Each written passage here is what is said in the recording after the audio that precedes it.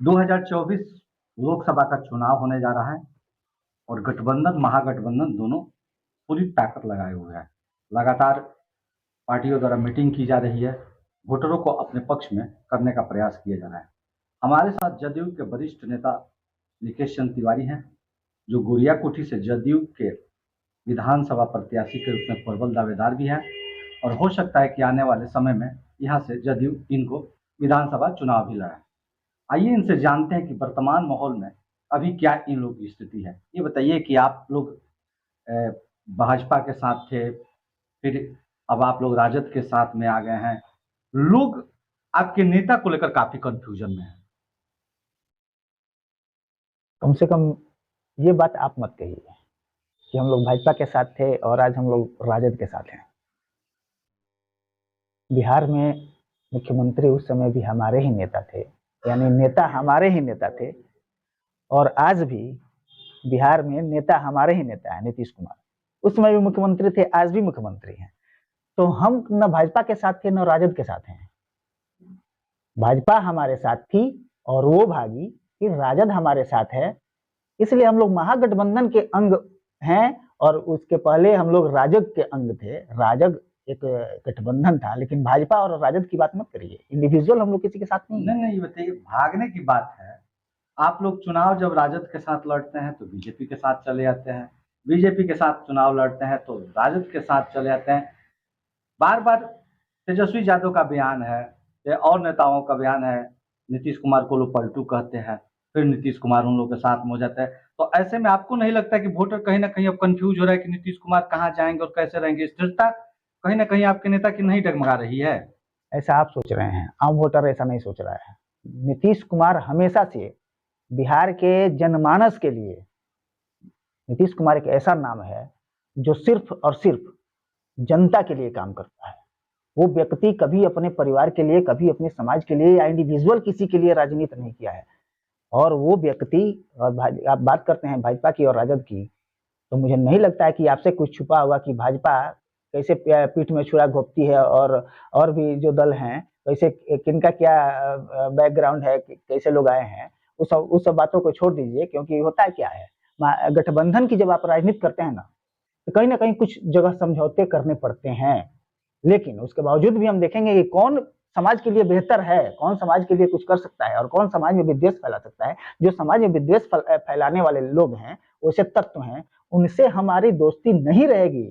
इसके लिए हमारी सरकार रहे न रहे, लेकिन विद्वेष फैलाने वाले लोगों के साथ हम वो नहीं रह सकते हैं। और बीजेपी ने क्या किया, मैं नहीं समझता हूँ कि आपसे छुपा है। आम लोग जब जानते हैं, तो आप तो समाज के अगले पंक्ति के लोग हैं, आप लोग समाज को आईना दिखाने वाले लोग हैं, आपसे तो कुछ छुपा नहीं है। उन बातों में मैं नहीं जाना चाहता हूँ, अगर बातें विस्तार से होंगी तो घंटों लग जाएंगी।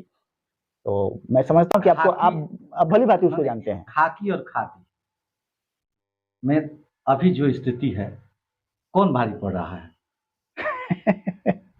खाकी वाले तो खादी वाले को बड़ी पीटे हैं और आप ही की सरकार है। अब क्या लोकतंत्र बचा हुआ है कि नहीं बचा हुआ है, हमको बताइए। जिस तरह से सांसद पे लाठियां चली और वो लगातार कहते रहे कि मैं सांसद हूं, तो कहीं ना कहीं एक मैसेज लोगों में जाए कि लोकतंत्र पे लाठी चली है। आप इसको मानते हैं? नहीं, देखिए, सरकार जब चलती है, कोई भी सरकार जब होती है, लोकतंत्र में 4 स्तंभ होता है। ऐसे संवैधानिक तो 3 ही स्तंभ होता है, लेकिन हम लोग आम बोलचाल के भाषा में हम लोग आप लोगों को भी जोड़ते हैं। नहीं, मैं बता रहा हूं, सीधे मुद्दे पे आइए। सीधे मुद्दे पे हम लोकतंत्र में सीधे मुद्दे पे आ रहे हैं। खादी एक सांसद पे लाठी चलाना कहां तक उचित है? वही तो हम बता रहे हैं, आप समझने की कोशिश नहीं कर रहे हैं। आप अपनी बात को बढ़ा चढ़ा के पेश करना चाहते हैं। नहीं, पहले हमारी बात तो सच्चाई है। आप मानते हैं कि लाठी चला है? आपने कहा कि लोकतंत्र की हत्या, लाठी चला है कि नहीं चला? हाँ, चला है। इस बात कोई अगर विरोध कर रहा है, इस बात को मान रहे हैं, तो क्या लाठी चला के उसके विद्युत को बंद किया जाए? ये तो हमारा संवैधानिक अधिकार है। लेकिन वो कैसा अधिकार है? शांतिपूर्ण ढंग से, जिससे आम जनजीवन का कोई प्रभाव न हो या दूसरे किसी सरकारी संपत्ति का ह्रास न हो, ये सब करके। लेकिन आपने बहुत अच्छा सवाल उठाया। ये सारे पत्रकार इस सवाल को नहीं टच करते हैं, लेकिन आपने बहुत अच्छा और अच्छे प्लेटफॉर्म पे उठाया। तो आप जान लीजिए कि लोकतंत्र का 3 स्तंभ होता है: विधायिका, कार्यपालिका और न्यायपालिका, और हम लोग और संविधान से 3 ही मौलिक स्तंभ है, लेकिन उसमें मीडिया का बहुत बड़ा भूमिका होता है। इसलिए कहा जाता है कि 4 स्तंभ होता है।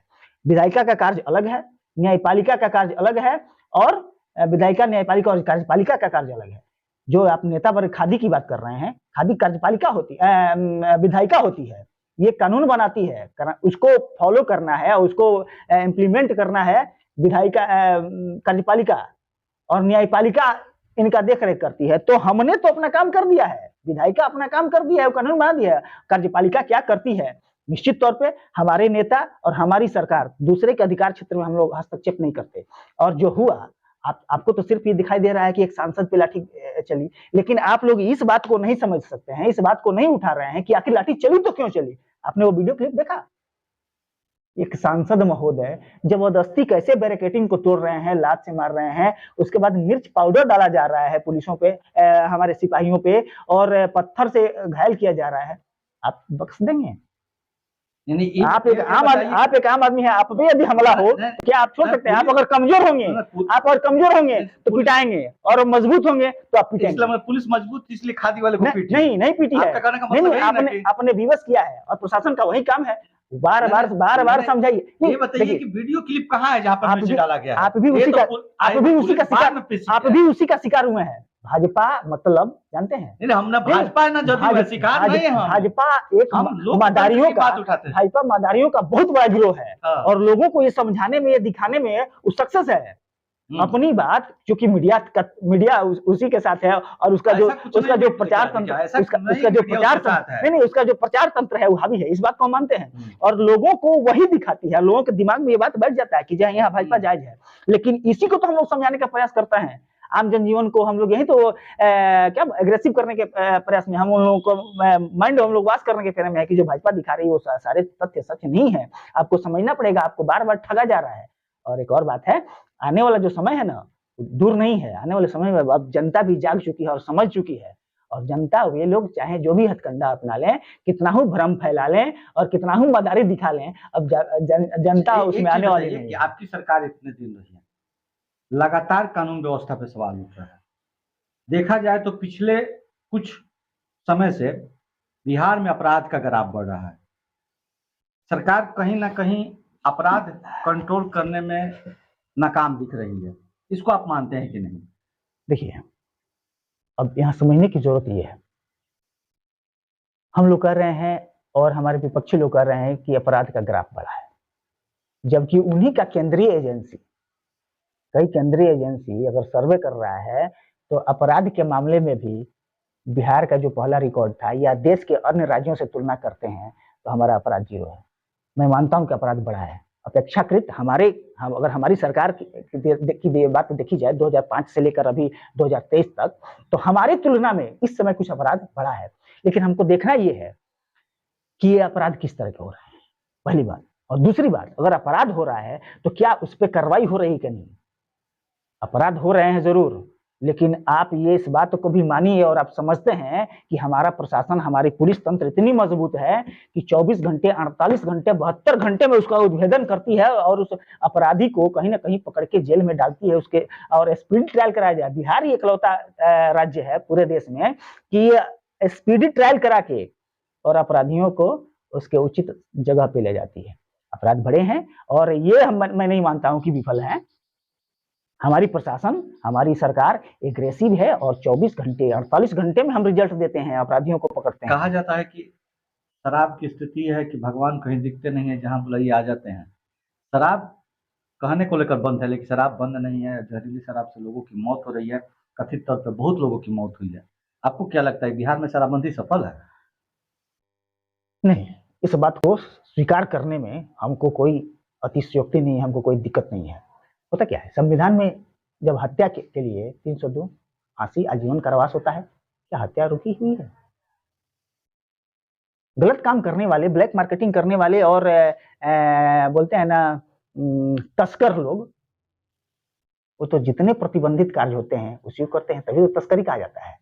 और ये मुझे लगता है कि भ्रष्टाचार, हो सकता है कि मेरा इंटरव्यू सुन के बहुत लोगों को दिक्कत हो, और भ्रष्टाचार कभी रुकेगा नहीं। भ्रष्टाचार तब रुक सकता है जब आम व्यक्ति, आम जनजीवन एग्रेसिव हो, वो संवेदनशील हो, अपने दायित्वों को, अपने अधिकार को जाने। और जब तक आम जनजीवन जागृत नहीं होगी तब तक ये भ्रष्टाचार नहीं रुक सकता है। मैं उदाहरण के तौर पे बताता हूं कि अमेरिका पूरे विश्व में सबसे विकसित राष्ट्र है और सबसे अधिक आंकड़ा उठा के देखिए, सबसे अधिक अपराध वहीं पे होता है। एक चीज बताइए, लोकसभा चुनाव आ रहा है, आप महाराजगंज लोकसभा क्षेत्र में आते हैं, क्या आपकी पार्टी यहाँ से चुनाव लड़ेगी, और लड़ेगी तो कौन होंगे आपके लोकसभा प्रत्याशी? देखिए, रही बात, हम लोग पार्टी के छोटे कार्यकर्ता हैं, एक सिपाही हैं, हम लोग निर्णायक मंडल में नहीं है। और ये बात कौन कहाँ से लड़ेगा ये हमारा केंद्रीय नेतृत्व तय करेगा, और नेतृत्व जिसको भेजेगा, हम सबका धर्म है, हम सबका दायित्व है, कर्तव्य बनता है कि नेतृत्व जिसको भेजे हम उसे जिता कर भेजें। और रही बात है, अगर हमारी पार्टी लड़ेगी या गठबंधन से कोई भी लड़ेगा तो हम लोग पूरी निष्ठा के साथ, ईमानदारी के साथ ये करेंगे। गोरियाकोठी विधानसभा क्षेत्र से अगर आपको पार्टी उम्मीदवार बनाती है आने वाले विधानसभा चुनाव, क्या आप चुनाव लड़ेंगे? निश्चित तौर पे पार्टी अगर हमको चुनाव लड़ाती है तो निश्चित तौर पे लड़ेंगे। और इसे मैं बता दूं कि मैं गोरियाकोठी से राज्य परिषद का सदस्य भी लगातार दूसरी बार मैं हूँ। और हम लोग पार्टी की 94 से पार्टी को हम जन्म देने वाले हैं। उस समय मेरा उम्र 15 वर्ष था और नीतीश जी आए थे पार्टी बनाने के लिए, तो उस समय हमने चंदा लेकर और हम लोगों ने पार्टी को यहाँ एक पौधा से गोरियाकोठी विधानसभा से आप दावेदारी अपना ठोकते हैं, वो तो जग जाहिर है। वो तो हम काम भी करते हैं और नेतृत्व भी जानता है। हम प्रबल दावेदार हैं यहाँ से, और पार्टी अगर हम पे विश्वास करेगी तो निश्चित तौर पे चुनाव लड़ेंगे, इसमें कहाँ दो मत है।